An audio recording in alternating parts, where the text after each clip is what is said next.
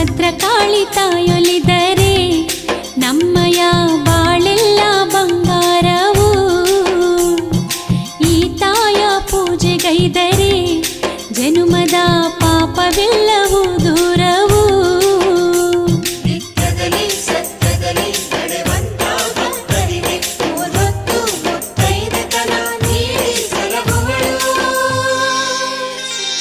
ಭದ್ರಕಾಳಿ ತಾಯೊಲಿದರೆ ನಮ್ಮಯ ಬಾಳೆಲ್ಲ ಬಂಗಾರವು.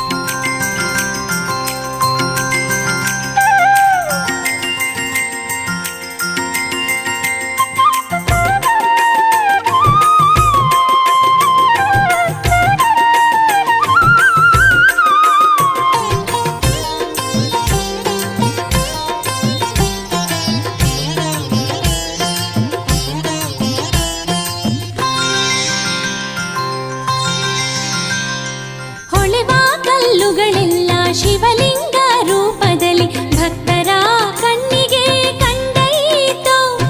ಹೊಳೆವ ಕಲ್ಲುಗಳೆಲ್ಲ ಶಿವಲಿಂಗ ರೂಪದಲ್ಲಿ ಭಕ್ತರ ಕಣ್ಣಿಗೆ ಕಂಡೈತೋ. ಹೊಲಗದ್ದೆ ಉಳುವ ದೈವ ಬಸವನ ಹಿಂಡೆಲ್ಲ, ಹೊಲಗದ್ದೆ ಉಳುವ ದೈವ ಬಸವನ ಹಿಂಡೆಲ್ಲ. ನಂದಿ ಶಿವಗಣರಂತೆ ಕಂಡೈತೋ. ಭದ್ರಕಾಳಿ ತಾಯೊಲಿದರೆ ನಮ್ಮಯ ಬಾಳೆಲ್ಲ ಬಂಗಾರವು. ಭದ್ರಕಾಳಿ ತಾಯೊಲಿದರೆ ನಮ್ಮಯ ಬಾಳೆಲ್ಲ ಬಂಗಾರವು.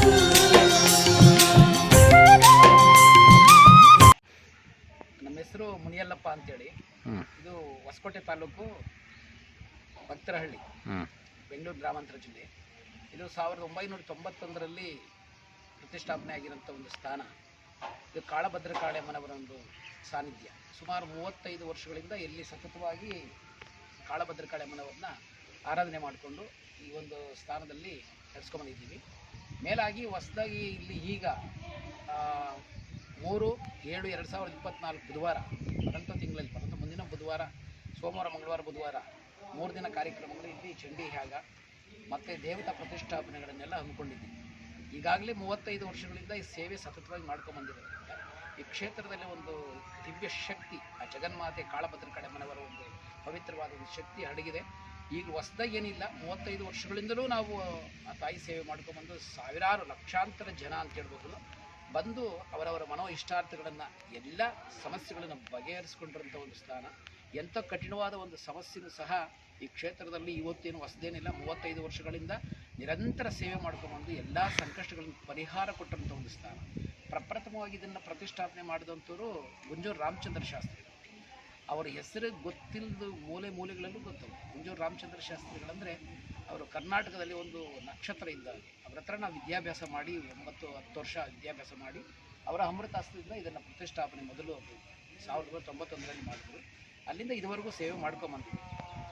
ಇದು ಈಗ ಕಾಣ್ತಾರಂಥದ್ದು ಅಮ್ಮ ಒಂದು 20 ವರ್ಷದ ಕನಸು ನಮಗೆ. ಒಂದು ಈ ಕ್ಷೇತ್ರದಲ್ಲಿ ಕಾಳಭದ್ರಕಾಳಿ ಅಮ್ಮನವರ ಒಂದು ವಿಶೇಷವಾಗಿ ಒಂದು ಭವ್ಯ ವಿಗ್ರಹ ಸ್ಥಾಪನೆ ಮಾಡಬೇಕಂತಿತ್ತು.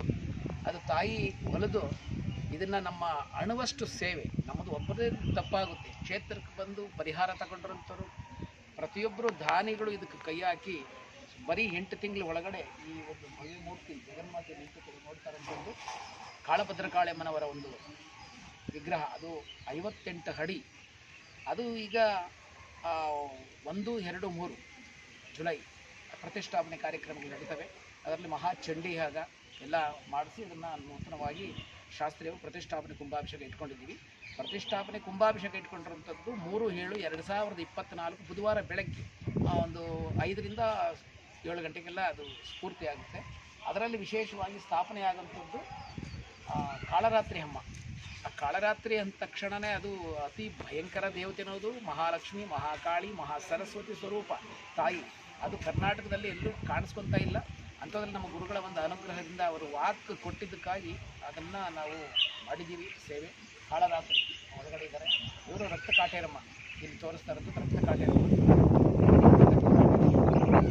ಕಾಳರಾತ್ರಿ. ಈ ಕಡೆ ಇರೋಂಥ ಗರ್ಭಗುಡಿ ಅದು ರಕ್ತ ಕಾಟೇರಮ್ಮ 3 ವಿಗ್ರಹ. ಮತ್ತು ಇಲ್ಲಿ ಕಾಣಿಸ್ತಾ ಇದೆ ಇದು ಕಾಳಭೈರವೇಶ್ವರ ಸ್ವಾಮಿ ಸನ್ನಿಧಿ. ಕಾಳಭೈರವೇಶ್ವರ ಸ್ವಾಮಿ ಸನ್ನಿಧಿ ಎಲ್ಲ ಸಿದ್ಧತೆ ಇದೆ. ಇನ್ನು ಪ್ರತಿಷ್ಠಾಪನೆ ಮಾಡಬೇಕಷ್ಟೇ. ಭೈರವೇಶ್ವರ ಸ್ವಾಮಿ ಕ್ಷೇತ್ರಕ್ಕೆ, ಈ ಗ್ರಾಮಕ್ಕೆ, ಈ ಜಗತ್ತಕ್ಕೆ ಭೈರವರು ಇದ್ದ ಕಡೆ ಭಯ ಇಲ್ಲ ಅನ್ನೋ ಒಂದು ಮಾತು. ಎಲ್ಲ ಒಂದು ಅನುಗ್ರಹ ಅವರಿಂದ ಸಿಗುತ್ತೆ. ಹಾಗಾಗಿ ಕಾಳಭೈರವೇಶ್ವರ ಸ್ವಾಮಿ ಪ್ರತಿದಲ್ಲಿ ಮಾಡ್ತಾ ಇದ್ದೀವಿ. ಈ ಕ್ಷೇತ್ರದಲ್ಲಿ ಇಷ್ಟು ದೇವತೆಗಳು ಅನುಗ್ರಹ ಸ್ಥಾಪನೆ ಮಾಡ್ತಾ ಇದ್ದಾರೆ.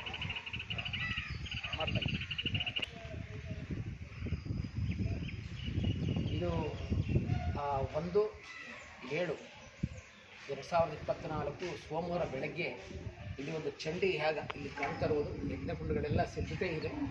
ಅದು ಡಾಕ್ಟರ್ ವಾಸುದೇವ ಭಟ್ರು ಅಂತೇಳಿ ಅವರು ಬಹಳ ಅದ್ಭುತವಾದ ಒಂದು ದೇವಿ ಆರಾಧಕರು. ಅಂಥವ್ರು ಸಿಕ್ಕಿದ್ದು ನಮ್ಮೆಲ್ಲರ ಒಂದು ಸೌಭಾಗ್ಯ. ಈ ಕ್ಷೇತ್ರ ಮತ್ತು ಈ ಭಕ್ತರಳ್ಳಿ ಗ್ರಾಮದಲ್ಲಿ ಚಂಡಿ ಹೋಮ ಅಲ್ಲ, ಅದು ಚಂಡಿ ಯಾಗನೆ ಮಾಡಿಸ್ತಾ ಇದ್ದೀವಿ. 3 ದಿನ ನಿರಂತರವಾಗಿ 1ನೇ ತಾರೀಕಿಂದ 3ನೇ ತಾರೀಕು ಕುಂಭಾಭಿಷೇಕ ಆಗೋ ತನಕ ನಿರಂತರ ಚಂಡಿ ಪಾರಾಯಣ ಮತ್ತು ಸಪ್ತಶತಿ, ದುರ್ಗಾ ಸಪ್ತಶತಿ ಅದು ಸಂಪೂರ್ಣವಾಗಿ ಏನಿದೆ ಅದು ಚಂಡಿ ಯಾಗ ಇಲ್ಲಿ ನಡೆಸ್ತಾ ಇದ್ದಾರೆ.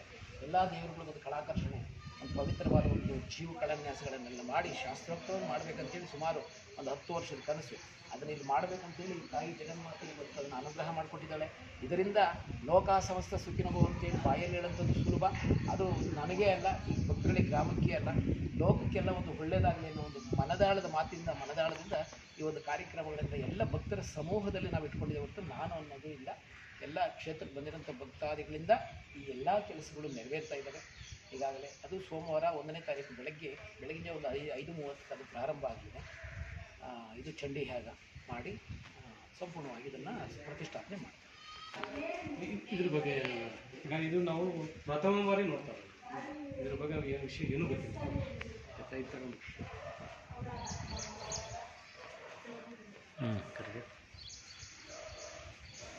ಇದು ಕಾಲಭೈರವೇಶ್ವರ ಸ್ವಾಮಿ. ಕಾಲಭೈರವೇಶ್ವರ ಇವರು ಪ್ರಥಮದಲ್ಲೇ ನಾವು ಹೇಳಿದ್ವಿ, ಅಲ್ಲಿ ಈಶಾನ್ಯದಲ್ಲಿ ಈ ಕ್ಷೇತ್ರಕ್ಕಲ್ಲ, ಈ ಗ್ರಾಮಕ್ಕೆ, ಈ ಲೋಕಕ್ಕೆ ಒಂದು ಒಳ್ಳೇದು ಮಾಡೋಂಥ ಒಂದು ಪವಿತ್ರವಾದ ಶಕ್ತಿ ಇರೋಂಥ ದೇವತೆ. ಭೈರವರ ಪೂಜೆ, ಭೈರವರ ಆರಾಧನೆಯಿಂದ ಸಮಸ್ತ ಕಾರ್ಯಗಳು ನೆರವೇರ್ತವೆ. ಯಾವುದೇ ಒಂದು ಮನೋಬಯಕೆಗಳು, ಯಾವುದೇ ಕ್ಲಿಷ್ಟಕರವಾದ ಒಂದು ಕಾರ್ಯ, ಅದು ಯಾವುದೇ ಕಷ್ಟ ಆಗದೆ ಮಹಾನುಭಾವರ ಒಂದು ಅನುಗ್ರಹದಿಂದ ಭೈರವರಂದರೆ ಅದು ಎಲ್ಲ ಮಹನೀಯರಿಗೆ, ಎಲ್ಲ ಜ್ಞಾನಿಗಳಿಗೆ, ಲೋಕಕ್ಕೆ ಇರೋಂಥ ಒಂದು ದೇವತೆಗಳು. ಅದರಲ್ಲಿ ಅಷ್ಟು ಭೈರವರು ಬರ್ತಾರೆ. ಈ ಕ್ಷೇತ್ರದಲ್ಲಿ ಕಾಲಭೈರೇಶ್ವರ ಸ್ವಾಮಿ ಸ್ಥಾಪನೆ ಮಾಡ್ತಾರೆ ಅಂತೇಳಿ ಒಂದು ನಮ್ಮ ಗುರುಗಳು ಮೊದಲೇ ಹೇಳಿದರು. ಹಾಗಾಗಿ ಇವತ್ತು ಈ ಮಹಾನುಭಾವರನ್ನು ಆ ಈಶಾನ್ಯದಲ್ಲಿ ಭೈರವೇಶ್ವರ ಸ್ವಾಮಿ ಕ್ಷೇತ್ರದ ಒಂದು ಅಧಿದೇವತೆ ಅಂತ ಹೇಳಬಹುದು. ಇಲ್ಲಿನ ಎಲ್ಲ ಒಂದು ಹಾಗೂ ಹೋಗುಗಳಿಗೆ ಅನುಗ್ರಹ ಮಾಡಿ ನಮ್ಮನ್ನು ಕೈ ಹಿಡಿದು ಕ್ಷೇತ್ರನ ಕೈ ಹಿಡಿದು ಕಾಪಾಡಲಿ ಅಂತೇಳಿ, ಈ ಗ್ರಾಮಕ್ಕೂ ಒಂದು ಒಳ್ಳೆಯದಾಗಲಿ ಅಂತೇಳಿ ದಕ್ಷಿಣಾಭಿಮುಖವಾಗಿ ಕುಳಿಸಿ ಇದೇ ಒಂದು ಕಾರ್ಯಕ್ರಮದಲ್ಲಿ ಪ್ರತಿಷ್ಠಾಪನೆ ಮಾಡ್ತಾ ಇದ್ದೀವಿ. ಇವ್ರ ಬಗ್ಗೆ ವರ್ಣನೆ ಮಾಡೋಕ್ಕೆ ಸಾಧ್ಯ ಇಲ್ಲ. ಯಾಕಂದರೆ 1,000 ತಲೆ ಇರೋಂಥ ಒಂದು ಸರ್ಪ, ಆದಿಶೇಷ, ಒಂದು ಸರ್ಪಕ್ಕೆ 2 ನಾಲಿಗೆ ಇರುತ್ತೆ, 2,000 ನಾಲಿಗೆ ಆಯಿತು. ಅಂಥೋ 2,000 ನಾಲಿಗೆ ಇಟ್ಟಿರುವಂಥ ಆದಿಶೇಷನಿಗೂ ಸಹ ಅಮ್ಮನವ್ರನ್ನ ಚರಿತ್ರೆ ಹೊಗಳಕ್ಕೆ ಆಗಲ್ಲ. ಏನಾದರೂ ಒಂದು ಶರಣಾಗತ ದೀನಾರ್ಥ ಪರಿತ್ರಾಣ ಪಾರಾಯಣೆ ಸರ್ವಸ್ಯಾತಿ ಹರೇ ದೇವಿ ನಾರಾಯಣಿ ನಮಸ್ತುತಿ ಒಂದು ಶರಣಾಗತಿಯಿಂದ ಅಮ್ಮನವ್ರನ್ನ ಒಂದು ಆರಾಧನೆ ಮಾಡಬಹುದು. ಮಾನವರಾಗಿ ನಾವು ಅಷ್ಟೊಂದು ಅವರು ವಿಶದವಾಗಿ ನಾವು ಕೊಂಡಾಡಕ್ಕಾಗಲ್ಲ. ಒಂದು ಶರಣಾಗತಿ ಭಾವ ಕೊಟ್ಟು ಹೇಳ್ಬೋದು. ಯಾಕಂದರೆ ಅನಂತ, ಇದು ಆನಿಂದ ಕ್ಷಾತನಕ ಅನಂತ ಮೂರ್ತಿ. 14 ಭುವನ ಮಂಡಲದಲ್ಲಿ ಅಧಿಕೃತವಾಗಿ ಇರಂತ ಒಂದು ಅಪಾರವಾದ ಶಕ್ತಿ ದೇವತೆ ಕಾಳರಾತ್ರಿ. ಈ ಜಗನ್ಮಾತೆ ನವರಾತ್ರಿಗಳಲ್ಲಿ 7ನೇ ದಿನ ಮಹಿಷಾಸುರ ಶುಂಭ ನಿಶುಂಭ ದೈತ್ಯನೆಲ್ಲ ಹತಗಳಿಸಿ ಧ್ವಂಸ ಮಾಡಿ ಮತ್ತೆ ರಕ್ತಬೀಜಾಸುರ ಇಂಥ ಲೋಕಕಂಟಕರ ಆಗಿರಂತವನ್ನೆಲ್ಲ ನಾಶ ಮಾಡಿ ಭಕ್ತರನ್ನ ಕೈ ಹಿಡಿದು ಹರಸಂತ ಒಂದು ದಿವ್ಯ ಶಕ್ತಿ ಈ ಜಗನ್ಮಾತೆ ಕಾಳರಾತ್ರಿ. ಅವರು ಮಹಾಕಾಳಿ ಹೌದು, ಮಹಾಲಕ್ಷ್ಮಿನೂ ಹೌದು, ಮಹಾ ಸರಸ್ವತಿನೂ ಹೌದು. ಎಲ್ಲ ಸ್ವರೂಪದಲ್ಲಿ ಯದ್ಭಾವಂ ತದ್ಭವತಿ. ಯಾವ ರೀತಿಯಲ್ಲಿ ತಾಯಿನ ಅನುಗ್ರಹ ಮಾಡಿಸ್ಕೊಂತಾರೋ ಅವ್ರನ್ನ ಆರಾಧನೆ ಮಾಡ್ತಾರೋ ಆ ಸ್ವರೂಪದಲ್ಲಿ ತಾಯಿ ಕಾಣಿಸ್ಕೊಳ್ತಾಳೆ. ಇದು ತುಂಬಾ ಅದ್ಭುತವಾದ ಒಂದು ಶಕ್ತಿ.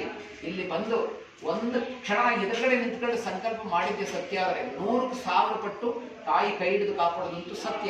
ಮಾನವರ ಹೃದಯದಲ್ಲಿ ಒಂದು ಎಳ್ಳಷ್ಟು ನಂಬಿಕೆ ಇಟ್ಕೋಬೇಕಷ್ಟೇ, ಇನ್ನೇನು ಬೇಕಾಗಿಲ್ಲ. ತಾಯಿನ ಅಮ್ಮ ಅಂತ ಕರೆದ್ರೆ ಸಾಕು. ತನ್ನ ಅನಿತ ಕಾರ್ಯಗಳನ್ನು ಬಿಟ್ಟು ಮಗು ಕಡೆ ಹೆಂಗೆ ದಾನಿಸಿ ಹೋಗ್ತಾಳೆ ಆ ರೀತಿಯಾಗಿ ನೀನು ಎಲ್ಲೇ ಇರು, ಜಗನ್ಮಾತೆನ ಒಂದು ಸಾರಿ ನಂಬಿಕೆ ಇಟ್ಟ ಅಮ್ಮ ಅಂತಂದ್ರೆ ನಿಶ್ಚಿಂತೆಯಾಗಿ ಬಂದು ಕಾಪಾಡುವಂಥ ಕರುಣಾಮಯಿ ಜಗದೀಶ್ವರಿ ಇವ್ರನ್ನ ಇಲ್ಲಿ ಸ್ಥಾಪನೆ ಮಾಡ್ತಾ ಇದ್ದೀವಿ. ಅದು ನಮ್ಮ ಜನ್ಮ ಸಾಫಲ್ಯ. ಹಾಗಾಗಿ ಬರೋಂಥ ಒಂದು 7/3/2024 ಬುಧವಾರ ದಿನ ಬೆಳಗ್ಗೆ ಕುಂಭಾಭಿಷೇಕ ಮತ್ತು ಪ್ರತಿಷ್ಠಾಪನೆ ಕಾರ್ಯಕ್ರಮಗಳಲ್ಲಿ ಮುಕ್ತಾ ಇದೆ. ಈ ಕಾರ್ಯಕ್ರಮಕ್ಕೆ ವಿಶೇಷವಾಗಿ ಅನೇಕ ಗಣ್ಯರು ಮತ್ತೆ ಆನಂದ ಗುರುಜಿಗಳು, ಬ್ರಹ್ಮರ್ಷಿ ಅವರು, ಮಹಾನುಭಾವರು, ನಾವು ಋಷಿಗಳನ್ನು ನಾವು ನೋಡಿಲ್ಲ. ಇಂಥ ಕಲಿಯುಗದಲ್ಲಿ ಕರ್ನಾಟಕದಲ್ಲಿ ಅದರಲ್ಲಿ ನಮ್ಮ ಬೆಂಗಳೂರಲ್ಲಿ ನಮ್ಮ ನಾಡಿನ ಜನತೆಗೆ ಅಂತ ಒಬ್ಬ ಋಷಿಗಳು, ಅವರ ಋಷಿಗಳೇ ಬಿಡಿ, ಅವರ ತೇಜಸ್ಸು, ಅವರ ವಾಕು, ಅವರ ಸಾಧನೆ ನೋಡ್ತಾ ಇದ್ರೆ ತುಂಬ ಅದ್ಭುತವಾದ ಒಂದು ಶಕ್ತಿ ಪಡೆದಂಥ ಒಂದು ಮಹಾಪುರುಷರು ಅಂತ ಹೇಳಬಹುದು. ಅಂಥವ್ರು ನಾವು ಹೋಗಿ ಕೇಳಿದಾಗ ಅವರು ಮರು ಉತ್ತರ ಹೇಳದೆ ತಾಯಿ ಒಂದು ಸೇವೆಗೆ ನಾವು ಖಂಡಿತ ಬರ್ತೀವಿ ಅಂತ ಒಪ್ಕೊಂಡಿದ್ದಾರೆ, ಬಂದೇ ಬರ್ತಾರೆ. ನಾವೆಲ್ಲ ನಮ್ಮ ನಾಡಿನ ಜನತೆ ಎಲ್ಲ ಬಂದು ಈ ಕಾರ್ಯಕ್ರಮಕ್ಕೆ ಆಗಮಿಸಿ ಜಗನ್ಮಾತೆ ಒಂದು ಸೇವೆ, ಜಗನ್ಮಾತೆ ದರ್ಶನ, ಇಲ್ಲಿನ ಪ್ರಸಾದ ವಿನಿಯೋಗ, ಅನ್ನಸಂತರ್ಪಣೆ 3 ದಿನ ಇರುತ್ತೆ. ಹಾಗಾಗಿ ಅಂಥ ಮಹನೀಯರೆಲ್ಲ ಬರಂತ ಅವರ ದರ್ಶನ, ಮೊದಲು ಗುರುಗಳ ದರ್ಶನ ಮಾಡಿ, ದೇವಿ ದರ್ಶನ ಮಾಡಿ ಈ ಕ್ಷೇತ್ರದಲ್ಲಿ ಬಂದು ಒಂದು ಸೇವೆ ಸಲ್ಲಿಸಿದ್ದು ಸತ್ಯ. ಆದರೆ ಮನೋವಾಂಛಿತ ಫಲಗಳೆಲ್ಲ ಕೈ ಸೇರೋದ್ರಲ್ಲಿ ಎಳ್ಳಷ್ಟು ಸಂಶಯ ಇಲ್ಲ ಅಂತ ಹೇಳ್ತಾ ಈ ಕ್ಷೇತ್ರವನ್ನು